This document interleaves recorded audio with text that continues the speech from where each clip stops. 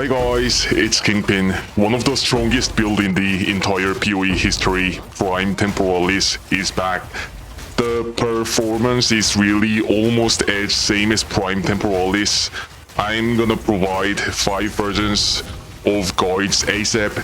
3 are gonna be budget version and 2 are gonna be mega expensive version. In today's video, I'm gonna introduce you my current setup, mega expensive version first. Also today I'm trying a new format. In this video I'll explain you only core mechanics, and the detailed explanation I didn't include in the video will be on my Mobalytics written guide. I wanna save energy that I was gonna spend for making video and editing, and spend that energy to provide you more detailed guides with higher quality. Alright, let me get to the point now. I'll explain you the first core mechanic. We use Blink, and Blink will have shorter cooldown as we make its level higher. And we'll of course use Temporalis. It'll make the cooldown even shorter. So we'll make the skill level of Blink as high as possible and get the best Temporalis we can afford. It'll make the cooldown very short, and we will also get cast speed as high as possible so we can spam Blink as fast as possible as we have shorter cooldown. While we're spamming Blink, there is also a way to automate spellcasting. We will use Spellslinger from Dueling Wand. This is invocation skill and it gets energy from Blink cast too. Also, it's instant skill, which means if you just keep pressing the button, it'll automatically cast spells without any delay. Or you can just use Numlock tech. The detailed explanation how to use this tech will be included in my Mobalytics written guide. And for damage and tank, we use life stacking like many people are already doing. This is already a so famous mechanic, so I'll skip the detailed explanation and tell you a little bit more about this tech in the later part of the video. Alright, let me show you my gears first. And first of all, these are very expensive, and this is a guide for people who have trillion mirrors. Like seriously, I recommend you to play this build when you have at least 4 mirrors. For cheaper budget players, I'm gonna upload other guide later, but this is for expensive people. I mean, people who can afford expensive versions. So you need at least level... You need level 4 to level of all spell skills. Like all lightning skills, they don't work. You need all spell skills, and it's better to have level 20 Spellslinger, and it's better to use Hinekora and corrupt it, sanctify it for 1 more level of all spell skills.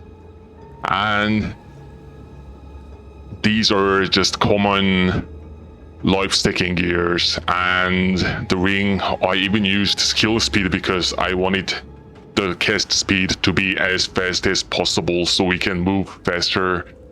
And I recommend you using Headhunter because it gives you dexterity, which is what we need because for Spirit Gem requirement.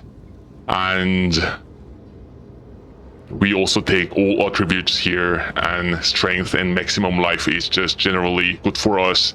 And Temporalis, I will tell you one thing, you will want to get at least minus 2.2 seconds to cool down 1. But they are already almost extinct in the market right now. And my one, minus 2.41, it's maybe the only one in the game right now. Like, even if you have money, you can't get this one. So it's gonna be hard to perform it, same as me. But if you have like big budget, like 4 mirrors, 5 mirrors, it's gonna be pretty similar, especially if you can find a good one on the market. And let me show you my gems now. I'm using Spellslinger like this, but you can replace it with Rakyata and go here and take these 4 nodes. It's gonna be better in rarity maps because in rarity maps monsters usually have like higher elemental resistance. But if you don't play rarity maps, you can just use Pierce.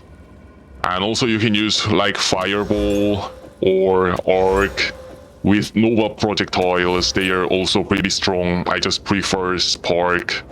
And if you use them, you can also consider these two gems because these two skills have higher cast time, and it makes it harder to like generate energy, and every other thing it's just common. And one thing I need to tell you, like Arctic armor, it's not necessary. I'm just using it because I have spares, spirit to spare, and these 3 skills and support gems, they are meaningless. The only reason why I'm using them is because of this passive node. So I'm gonna need at least 10 red support gem, 10 blue support gem, 10 green support gem. Yeah, I'm actually missing 1 blue gem, but anyway, you need at least 10 of each gems. So that's why I'm using these skills. They are basically doing nothing. It's just to put support gems into here. Okay, and let me show you my passive tree. First of all, we are of course using this jewel because we are life stacking. You need the number A matter. You need Tech Road, not Olaman or Amanamu. You need Tech Road. And it's better to have Concord attribute passive skills also grant +8 to strength. And we are of course using Grand Spectrum. You can use one without enchant, or you can use the ones with intelligence, because we need intelligence for skill gem requirements anyway, like 3 Grand Spectrum. And I'm using it here. I need a little extra spirit, and that's why I'm using +12 to spirit and 3% increased strength. Like, I don't need to explain it why, because we are life stacking. We need like maximum life as high as possible. And the reason why I chose Ritualist is because I get rings and amulets bonus and 1 more ring slot, and I'm also getting 10% increased life recovery rate per 5% missing unreserved life. Like, usually when we are life stacking, we need to invest a lot of nodes for something like this life regeneration rate. But with Ritualist, it's just all done with just 1 ascendancy node. That's why I'm choosing Ritualist.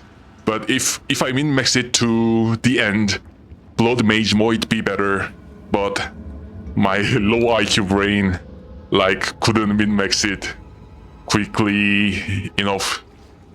Yeah, so I'm using Ritualist, but if you want to min-max it yourself, you can try Blood Mage. And I'm using this gem here. It's gotten very expensive. Like, I bought it for 60 divines, but they are like now 1 mirror each. And I'm using this support gem and this one, but I have one thing to tell you. Like I told you before, my Temporalis is like probably the only one in the game right now, -2.41, and it's gonna be hard to get something like this. So you will need some extra cooldown recovery rate. So cooldown recovery rate. So I recommend you to get Megalomaniac here instead of Heart of the Well.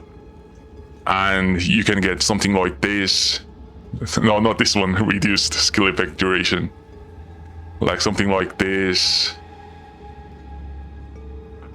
Something like this. Something like this. You know.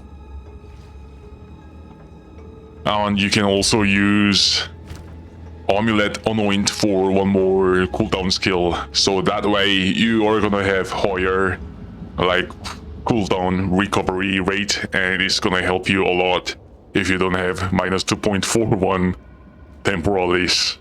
Alright guys, the video's finished here. You might feel like it's a little bit short, and that's true because I wrote more detailed explanation in Mobalytics written guide.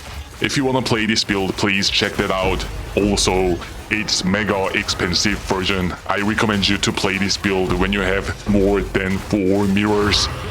Cheaper budget version is coming tomorrow, so if you don't have 10 trillion mirrors, you can check that out tomorrow. Thanks for watching. Love everyone. Bye.